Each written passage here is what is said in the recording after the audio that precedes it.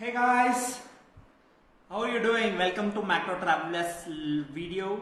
Actually, I'm used to saying Macrotraveller's vlog because I have a Tamil YouTube channel called Macrotraveller Tamil. So you can go check. It's a plugin, but you can actually go and check www.youtube.com Macrotraveller Tamil. But here I am right now here on Instagram, Facebook, and Twitter as well. So we are going live on 3 channels. Please do share and be a part of it. So right now we are having our first guest. Hi. How are you doing? Hi Nivedit, how are you? Macrotraveller, how are you doing, bro? I'm doing well, Rish. Also, Rish is known as Dhempe on Instagram, Twitter, Facebook. You can go check him out.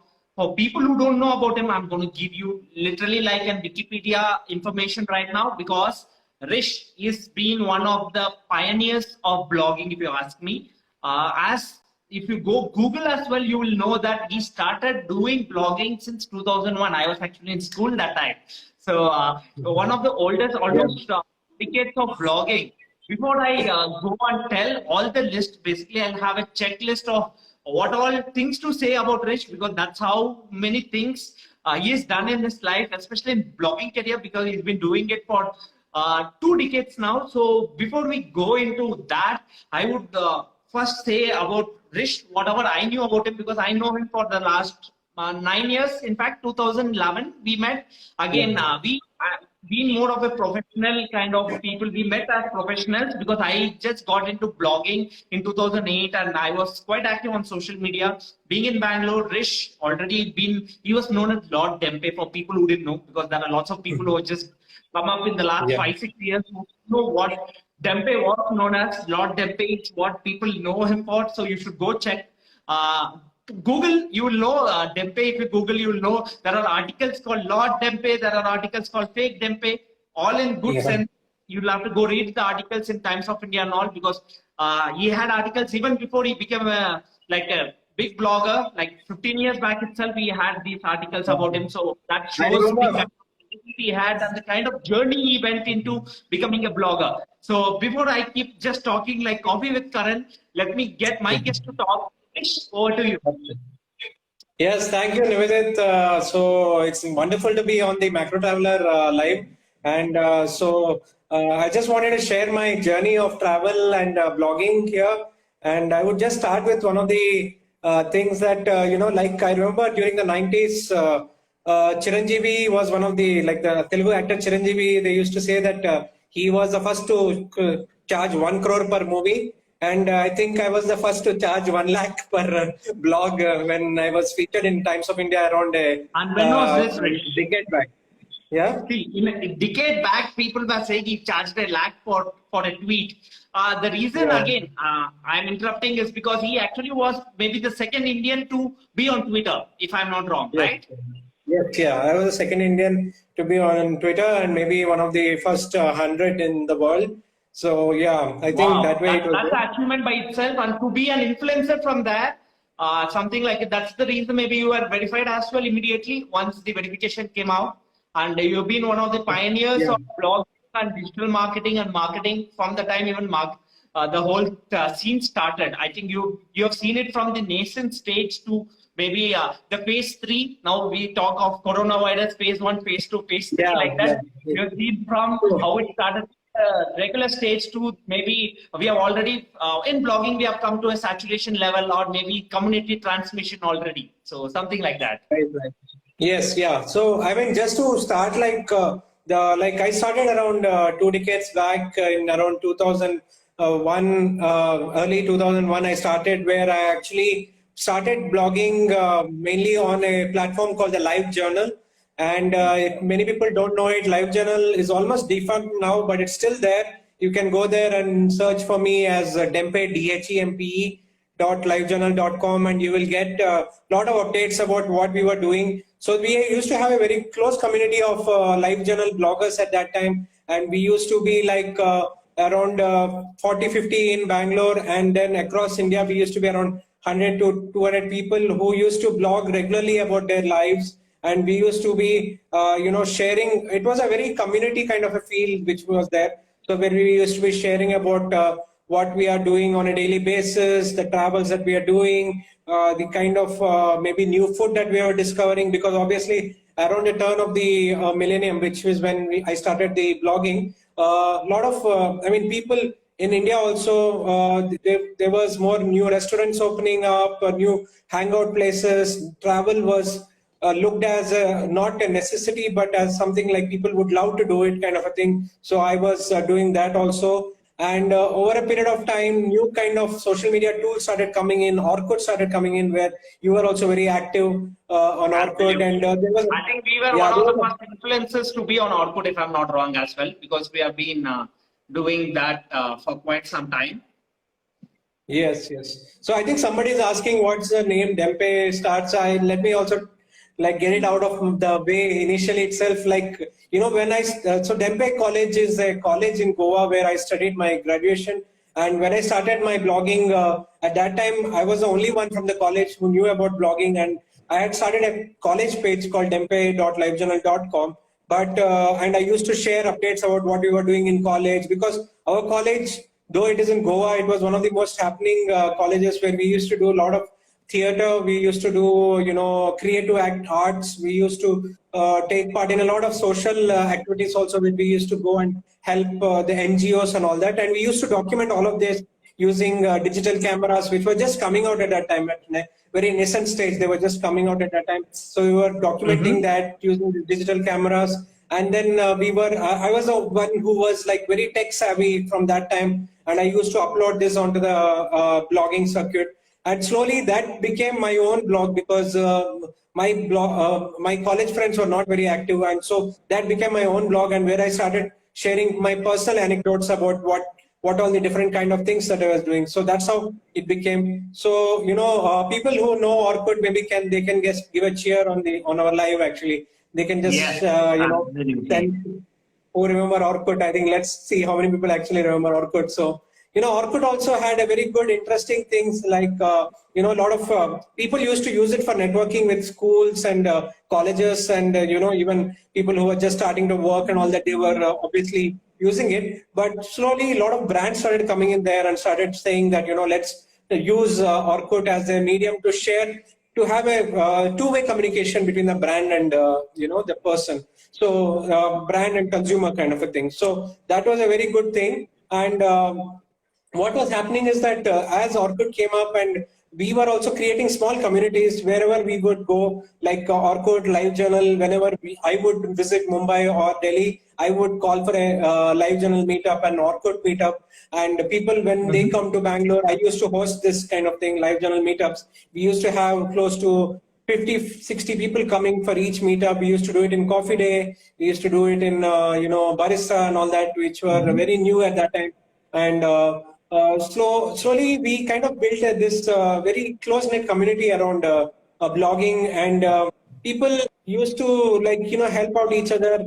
And you know, whenever they were come new settlers into the city, or they were going for a job, or like some kind of a project, they went to a different thing. So this was also there. So I yeah, see a I lot of remember people saying even a hi-fi. I don't know if you remember hi-fi as well. I remember Hi-Fi was there. There was something called Rise also, RYZE. I think it was more There like were like actually quite a a lot. I think, yeah, the biggest has always MySpace, of course. been first Orkut. Maybe phase one was Orkut, then came in Facebook. You did have different things. You had MySpace and all of that also, but they didn't pick up well. Yes, yes. And slowly, it was very interesting that the way it was there, and I think brands also were doing very close-knit communication with people. People could reach out to even celebrities. A lot of celebrities used to come and you know, a lot of celebrities used to come and share their information. I remember Madhavan, who was one of the earliest, I think, Indian celebrities who was very active on Orkut, and slowly he later on, when he moved to Facebook also, he was very closely interacting with his In fact, fans. those were the times where you could actually connect to them more personally. I think you've been friends with Madhavan on social media for more than 15 years now, right? 15 years, yeah, yeah. So Since even 15 when years, we and met, even now, yeah. Even now, when we met recently, like you say, when we met recently for Madhavan for a golfing tournament, he immediately recognized me, and he also recognized you from Orkut days actually. So I Yes, think so that's I the think that kind kind of of bonding. community, the closeness which was there during those days, people kind of relate to it. And nowadays, I think it's basically a bigger world now. It's an ocean. Earlier, it was more of personal. Everyone was the same on social media. Now you obviously Yes. have verification. You have all influencers, celebrities, superstars, all of that on social media. But earlier, it was everyone was same. Be it you in fact had lots of celebrities friends also on live journals and all of that. If you can share some info and what Yes, yeah. all Some of you my, are so doing. I also was very active on something called the Rooftop Film Festival movement. This started in Chennai. Rooftop Film Festival movement started in Chennai around 2008, where independent filmmakers would come together and they would sit at a rooftop over a night and maybe over a couple of drinks and some good food. They would just showcase some of the films that they made as over on like weekends and all that. So I knew Karthik Subbaraj, who is who has made some really good Tamil movies like The Pizza and Peta. Peta recently, In fact, and very young also guy is in his 30s, Vivekananda. like Rish, but became very popular with this. That started very low or very small like how Rish Yeah, also he was just started a during those software days. engineer. Yeah, he was just a Bangalore software engineer actually, basically. One of the very, not I very think rare most of the species. creative people have all been into IT in early 2000s and then went into creative way. Like lots of other people also you knew as well, right? So Pavan Yes, and all of yes. them. Pawan, so also the maker of the U-Turn movie, Lucia movie, Pawan Kumar, he was one of the guys who used to come and showcase his films at the Rooftop Film Festival, and Karthik Subbaraj used to come and showcase his films, independent films. These are the kind of films that he would make on a weekend when he went for a on-site, maybe abroad and all that. He would make these films. And I would believe that the kind of community that we had, we gave him a lot of appreciation, which made him more confident, made Pawan. And good part is that they still remember the community and they still come back to the community on a regular basis to showcase some of their, short films, because though they're making feature films, short films still keeps them on the edge because they can, use some kind of techniques in their short films which they cannot use in feature films when a lot of big budgets are involved and all that. So that is still Yes. happening, and that is a wonderful way. And I started doing this on a bigger scale, and I also had a short film company called Flaunch, where Flaunch is still existing, where we are doing short films Mm-hmm. on. We are now expanded to making more on fictional films, but we were one of the pioneers of YouTube filmmakings in YouTube. Brands using YouTube in India, where brands like Ford Figo, Tata Nano, and also Mercedes were using these short films to showcase how people are moving across India in these cars and the kind of interaction with customers. And then we would go next to, we would not next to Taj Mahal, but nearby Taj Mahal, nearby Charminar in Hyderabad, and we Mm-hmm. would showcase some of the landmarks of India with these landmarks as background, and the cars as the foreground.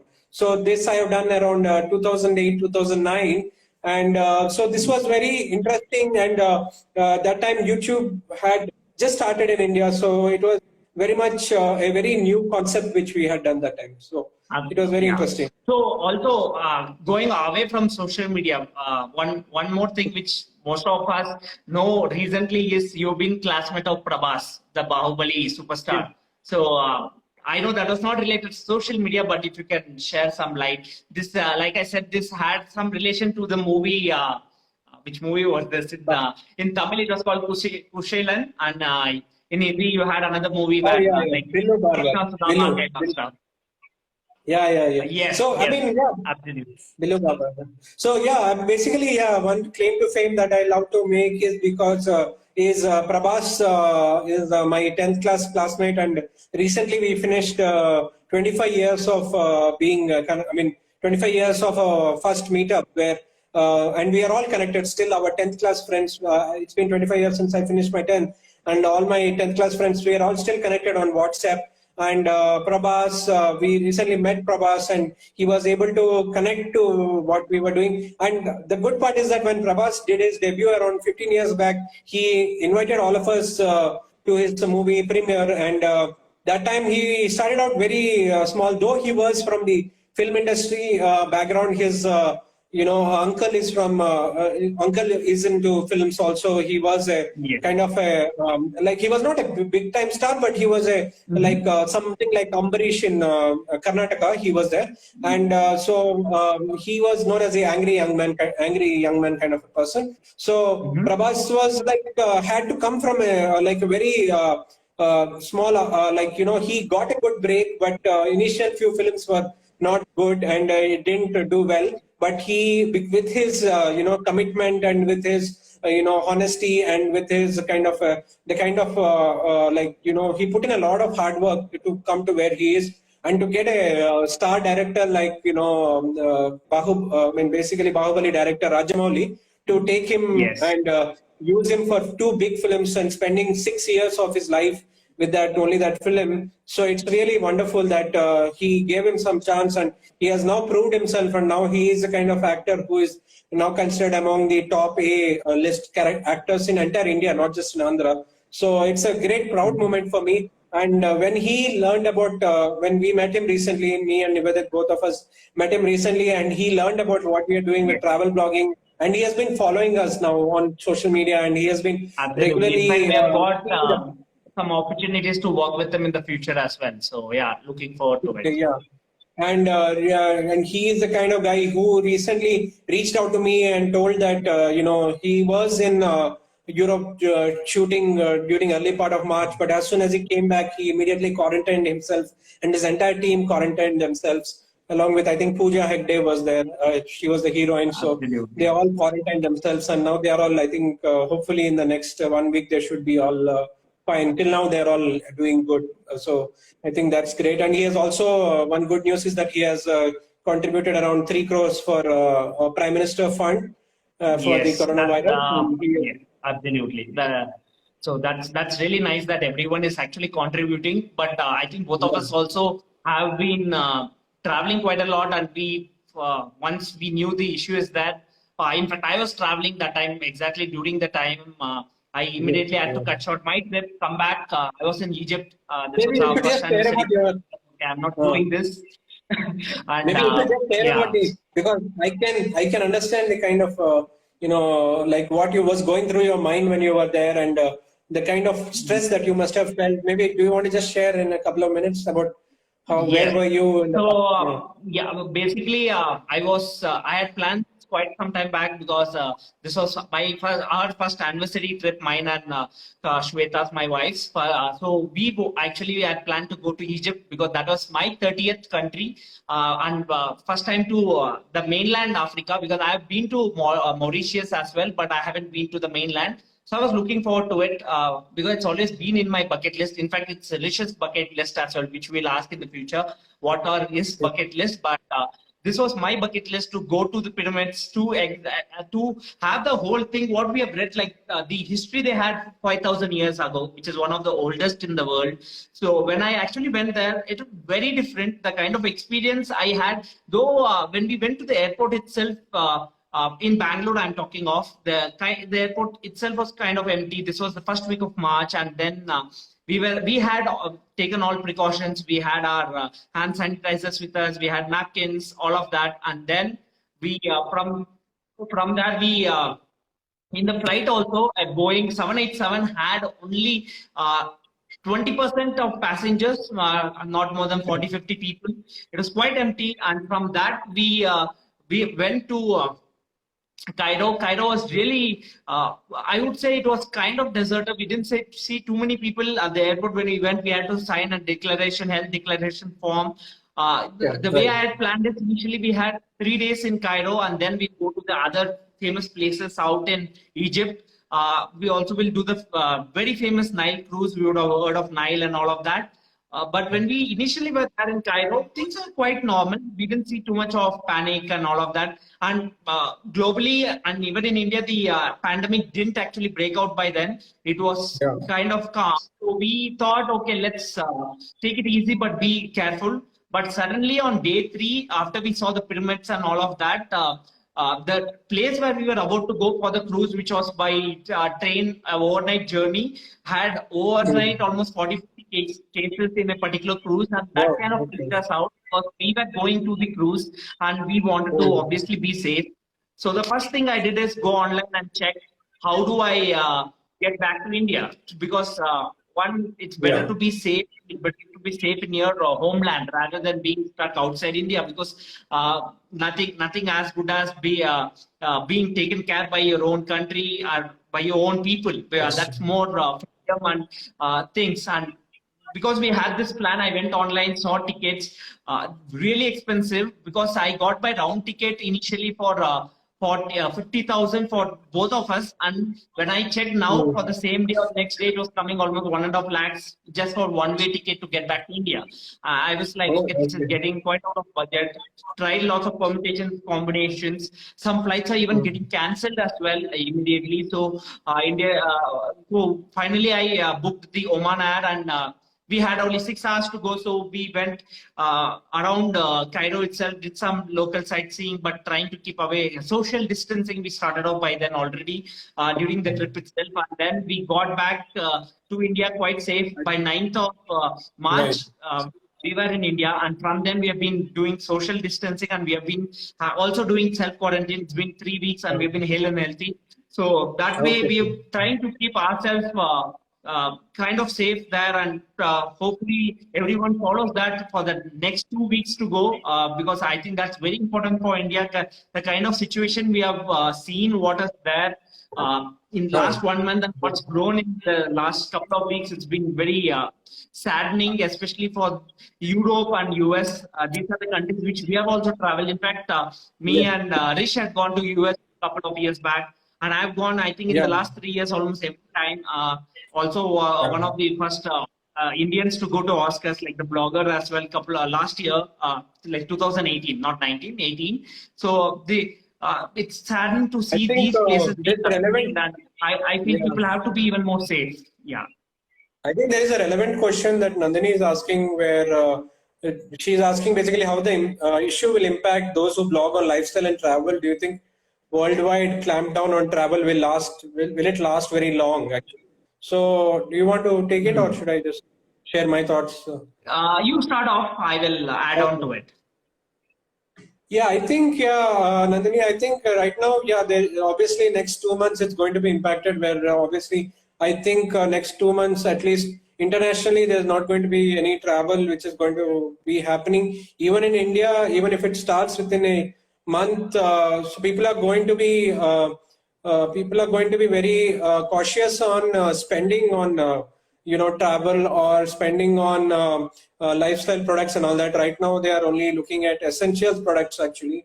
So I think what is going to happen is that, and I see that also happening, is that many brands now, hospitality brands and also lifestyle brands, are slowly focusing also on what they are doing to take care of this pandemic, and how they are taking measures actually. Slowly, I think future next 2-3 months, I feel more of the campaigns will be about what are they doing with regards to making it more safer for people.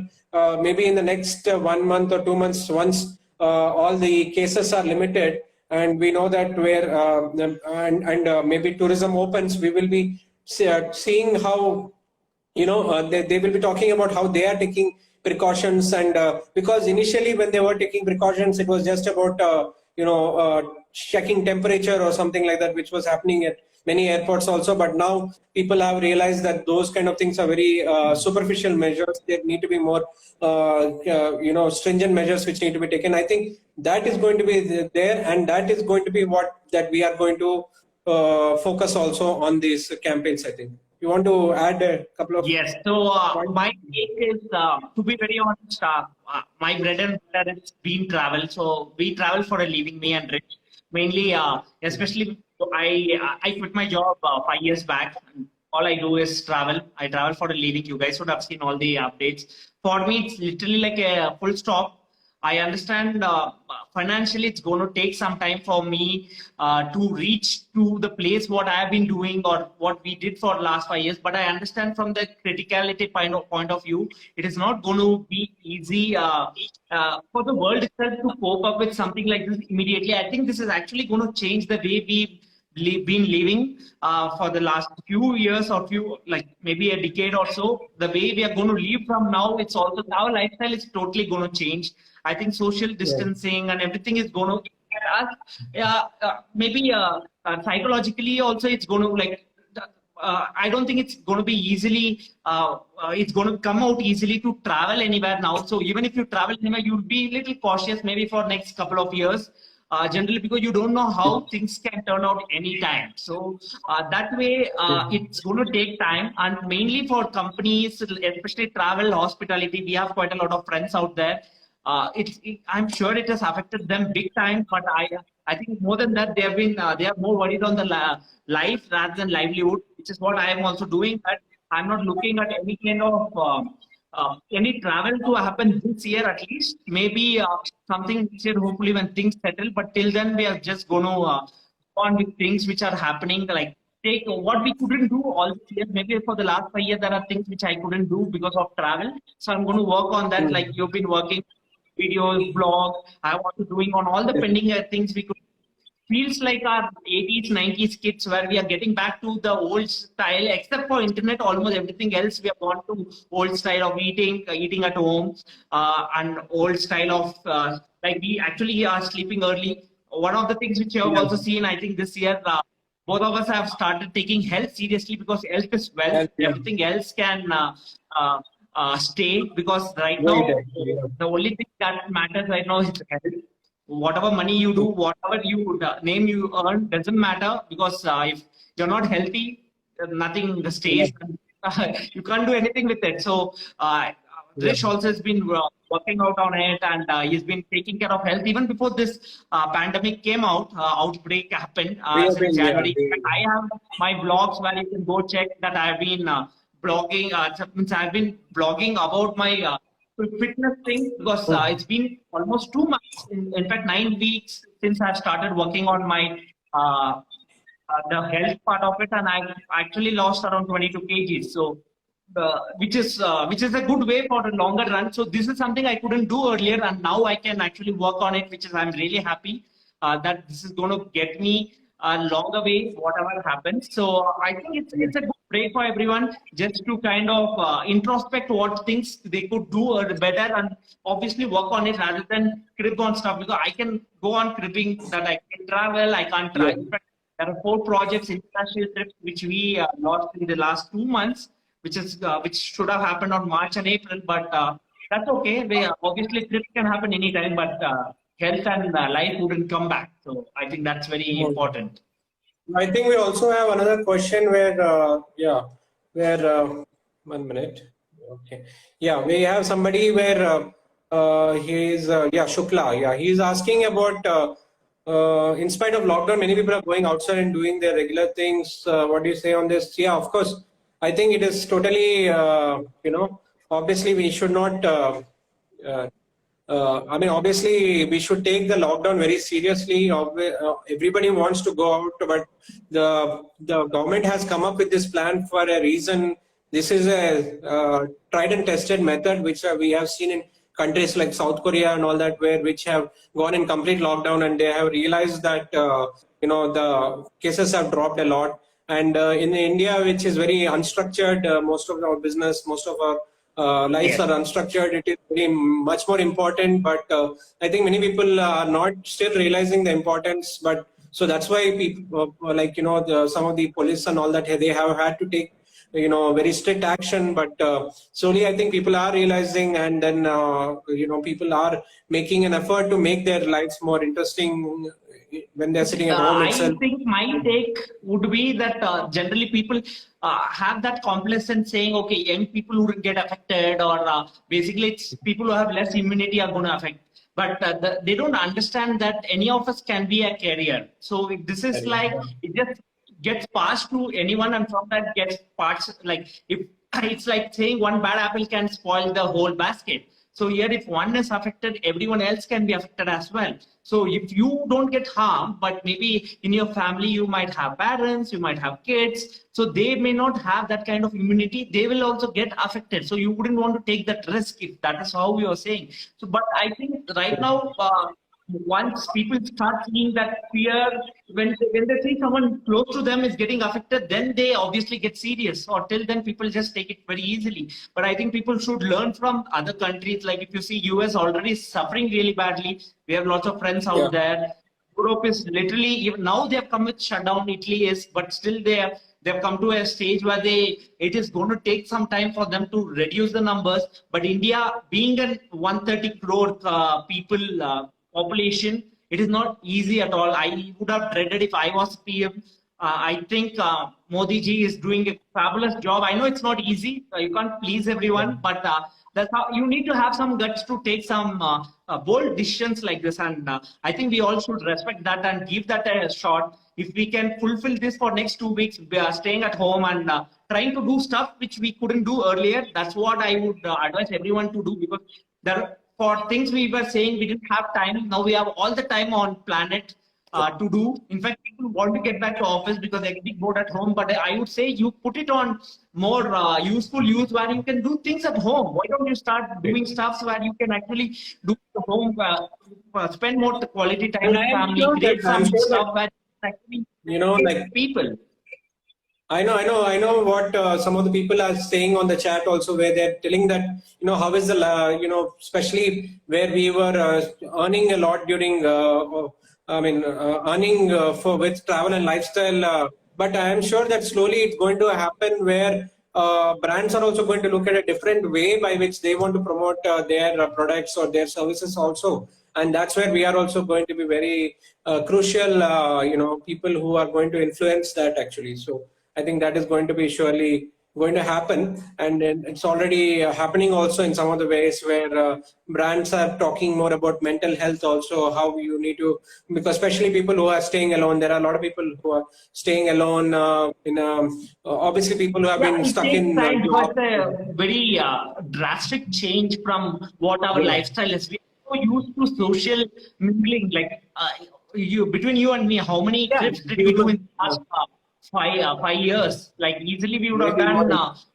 flight international trips. We have done at least 100 of them, and flight I've told you, you know my numbers, easily 4 digits. I would have traveled, but all of a sudden I've just locked down like birds. But that's okay. I think if you look at a great good, I think this is going to help things both. Like we can slow down on life and see on things which helps us and which can push us to do things better. Like I said, health has been something which I'm working on. YouTube is something which I'm working on. So a lot of things we can work on which we couldn't do earlier. Yes, absolutely. And also, Gatuj Kacha is asking about a question that, where will local travel have a more boost actually, and will we be promoting this actually? So I think, absolutely. I think, of course, at least maybe so the thing is, the future is a little bleak right now, but I think we should not be very worried.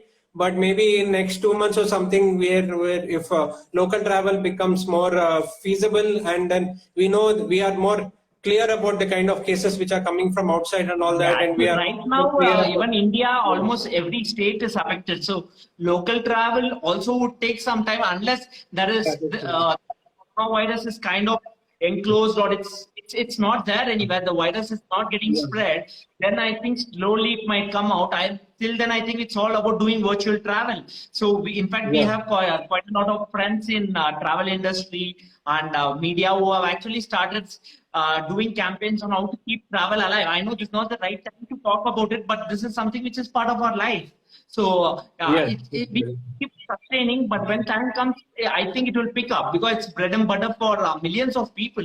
That's an industry which is linked to this. You have hotel, hospitality industry, you have airlines literally, even if one day if they ground, we have seen what happened to Jet and Kingfisher or other airlines as well. And if all the airlines across the globe is grounded for 3-4 months, imagine the situation. So all this will take time to come back. We have friends in Goa, we have friends in Vistara, Indigo. All of them are going through tough times. We have worked with them and we feel sorry for them. We are helpless, but whatever possible, we are trying to do our best right. That's all we could do is support them when there is the right time. Till then, we'll also have to be at home and be safe. That's all I would say. Yeah, we work with Accor hotels also, and some of the very good initiatives they're taking Accor hotels is that they are actually have giving their hotels also like Ibis Aerocity in Delhi and all that to for beds kind of thing where people can be quarantined and all that. So that is a very good initiative. They are offered it to the government actually. So, and also Marriott is now coming up with some really interesting plans also. So I think that is a very wonderful thing that they are doing for this actually.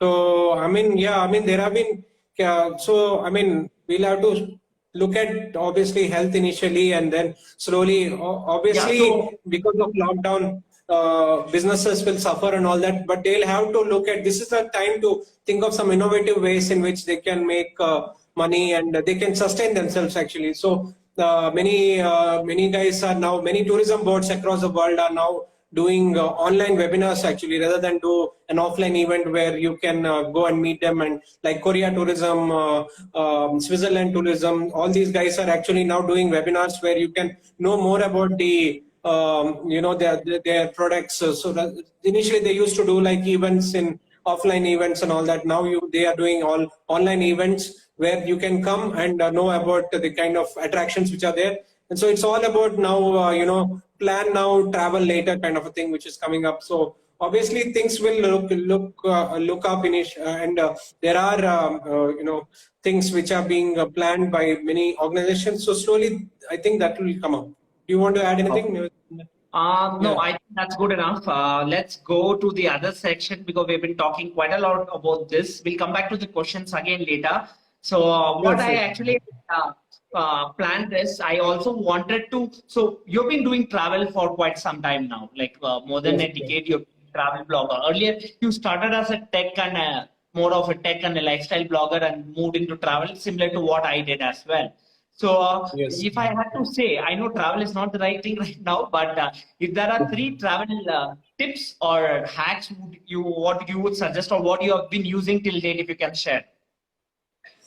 So yeah, some of the tips, like number one, what I would say is that you need to always have a lookout for the kind of airline sales which are happening across the world. So it is some of the times these guys have some really good deals which are happening, and you need to like. So how do you find out these sales? Because I remember this one time you had booked a trip to from I think India to Malaysia, I guess, right? Kuala Lumpur at 5,000 round trip, so which is less than $100 round trip from India. So how do you come about how do you know about these things like in advance?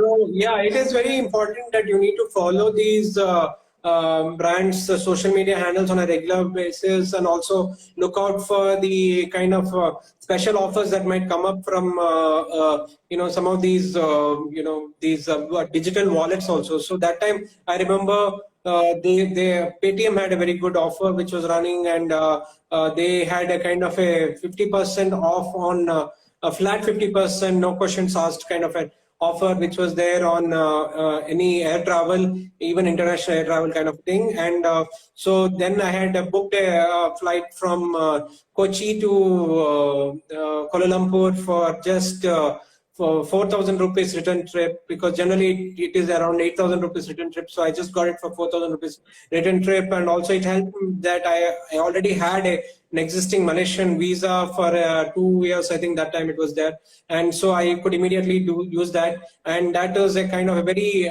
interesting trip. So we explored different parts of around Kuala Lumpur itself. There are so many things to be seen. around that area itself, that you can just go.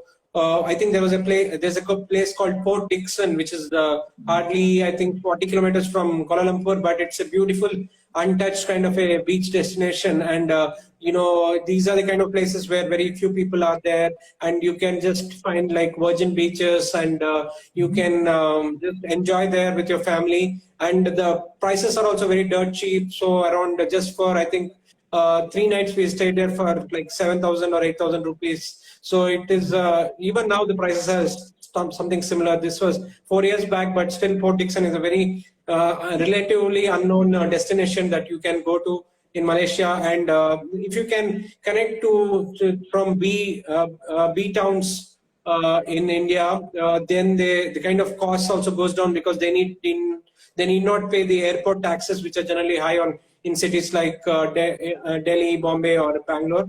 So you need to look at B towns. So obviously, AirAsia flies from. If you are looking from Delhi, you can also always look at places like the nearby places in Punjab and all that. From Amritsar also, AirAsia is now flying out. So you could look at those kind of things. So I think one more tip I would suggest, I've taken this from you as well. I also do very often is, especially when I travel solo, I don't generally book my hotel stays.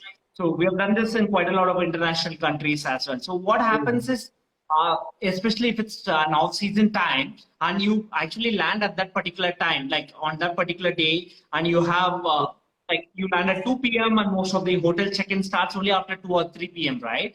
But if you check out by 3, 4 o'clock, you actually see the cost goes down, which literally, like I've got these five-star properties like ITC and all of that at 4,000 at times on websites like booking.com and all of that. So sometimes these algorithms work that when there are too much of things available, you get the rooms at really like cheap cost. So you should try this out.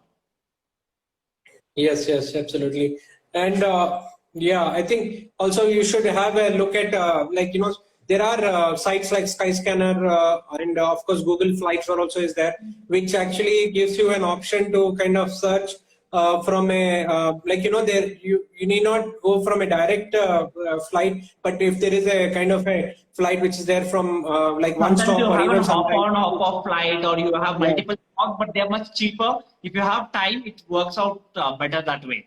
So I also have on Facebook, because we have Facebook members as well, Rish.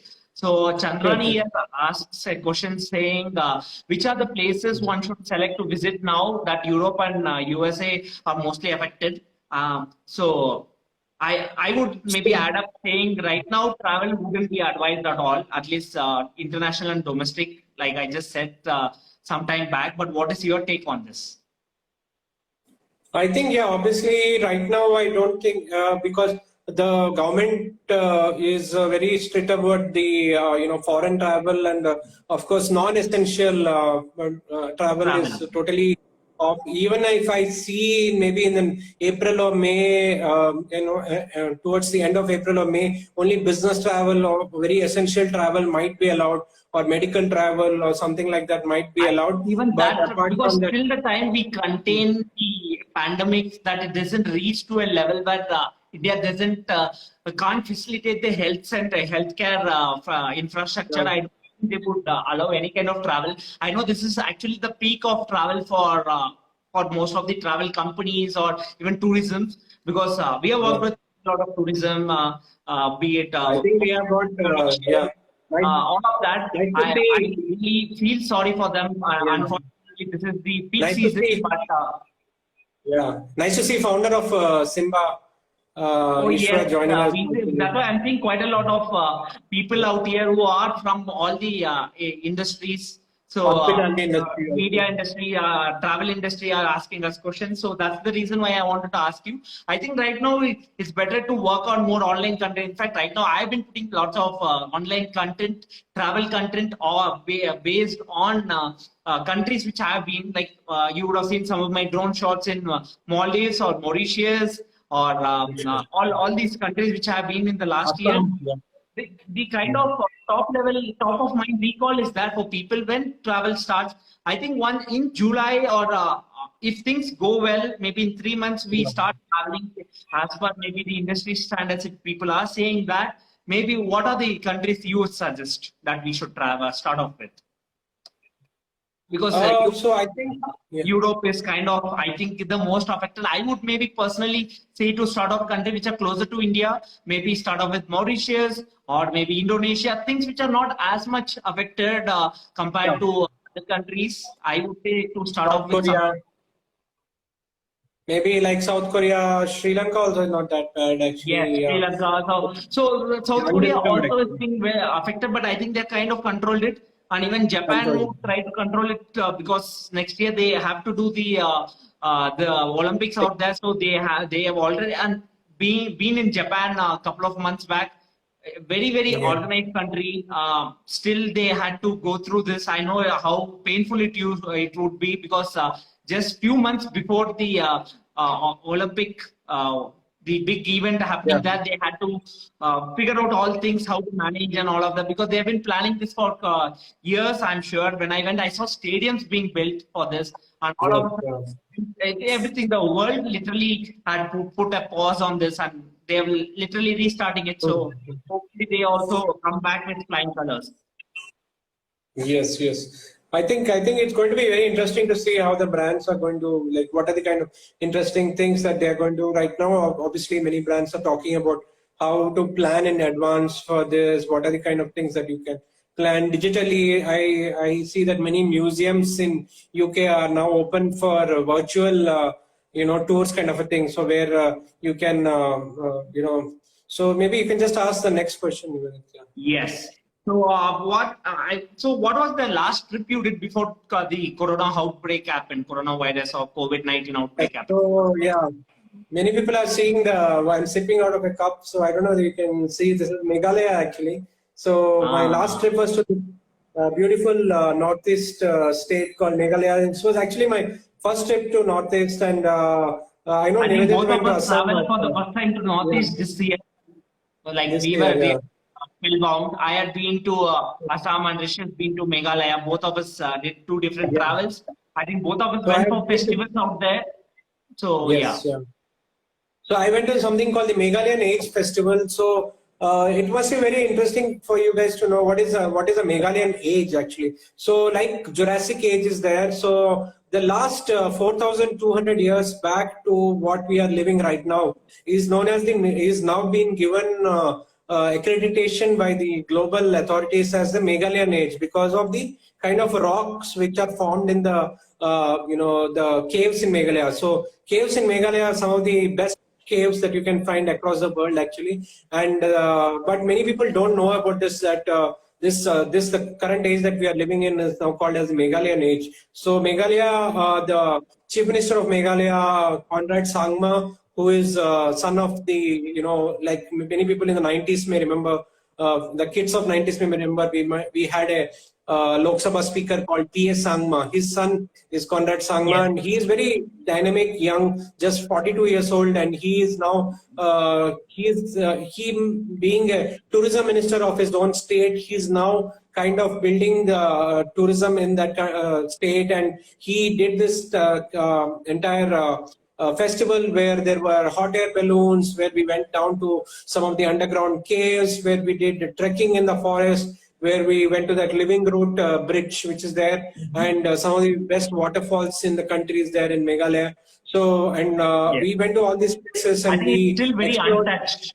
Northeast is being very untouched. Other than what I've heard is the bridge, the hanging bridges, which they say. Hanging bridge, that has been kind of exploited, because I've seen some photos recently that too many people have gone. But one more thing we should also take care is the ecotourism. Wherever we go, we should make sure that it doesn't get so exposed to tourism that it just loses the whole reason of sustaining that, and it doesn't for next maybe few centuries. It should stay for the future to come.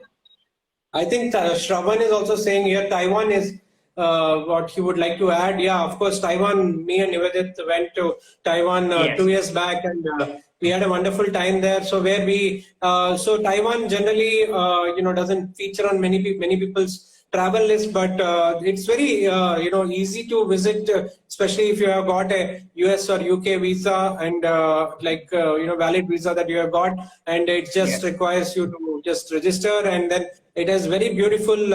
And what I mean, not just Taipei, but also you can go to some of the very beautiful So we islands have like been to some villages and all of that, remote villages called Pengu Islands and all.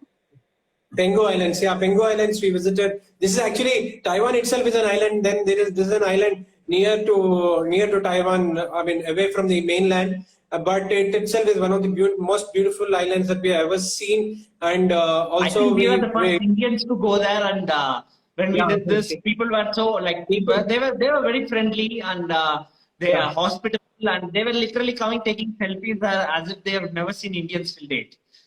Yes, yeah, absolutely. And I think that I think that's what I think. It's very beautiful country. Their railway system also. I think my latest post on Instagram, I posted about their railway system where they have got some of the fastest trains going. I think around we covered around 160 kilometers in 2 hours or something like that.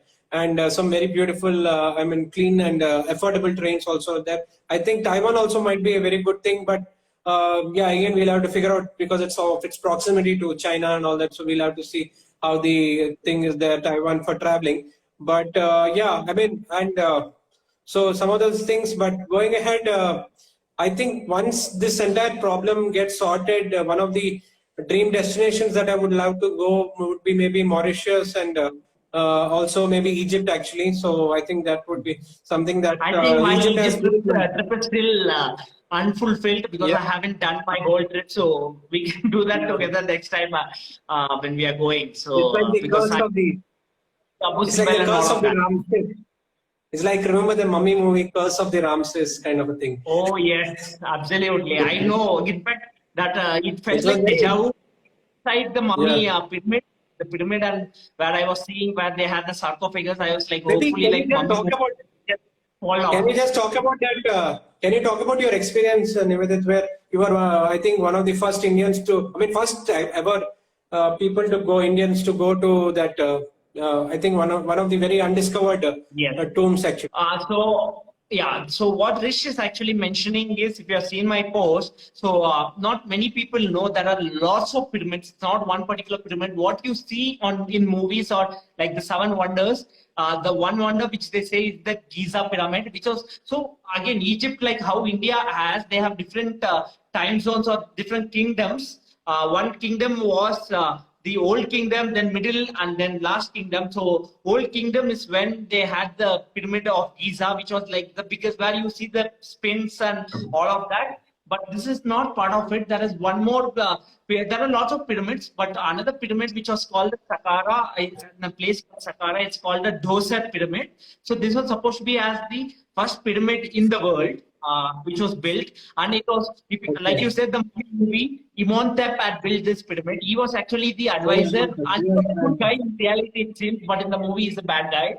But Dhempe was the one who built the pyramid, and for the king who was alive that time, and so this pyramid has been it due to lots of earthquakes and other natural calamities. Since 1930, it's been closed to public. Like no one has gone. I think people who have been alive till they 90 years old, unless they are more than 90, 100 years old, have not been to the pyramid inside. And in 2004. There was an I think UK or a German architect who had taken over the place and has renovated it for 14 long years. And in 2020, on the day I went, on March 7th, they reopened it to public for the first time in 90 years. And that's the day I went. So I was the first Indian and one of the first few people to go inside the pyramid because no one has been there. You literally have to crawl through it. It's really well maintained and well lit because it just got reopened, and they have this huge sarcophagus. So what happened is all these places have been there for ages. So most of the time, what is inside you over the centuries or over the years, things have gone off. Like people have stolen it. There are lots of thefts and everything. Similar to what's happened to our culture thing down south or in north, where lots of temples have been damaged or lots of idols have been taken away. Same way, these things have been stolen. Some of them have been Okay. found, some are not been found. So things which have been found are still kept in the museum. If you go, you can still see mummies, you can see gold, like Oh. lot of faces and all of that. The famous Tutankhamun discovery was done in So, Egypt, and that is still there in one of the places out there as well. It is there in the museum. But this didn't have anything but the whole experience where you see the sarcophagus. You literally have to climb down 100 feet down inside a enclosed huge pyramid. It's so at times claustrophobic, because sometimes you yeah. start thinking like mummy movie that just collapsed down. But it was really amazing. Right. So I think, I think, we have almost done an hour. We didn't expect this to go so long. So we will do yeah. like quite a lot of this series. We actually wanted to do something like this for a long time, but I think finally we got time. Thanks to the particular lockdown, we can actually, people are exploring ways to, I think creativity comes out when you are actually pushed to your limits, and when you're restricted, you find out new ways to, I think that's where you have creativity leads to lots of other inventions Yeah. as well, something like this. So I before we want to close just, today, yeah. I just wanted to close, before we close, I just want to take one question which was quite relevant from Advait actually. Advait okay. Dudu, one of our friends, he was asking about what are the top 3 destinations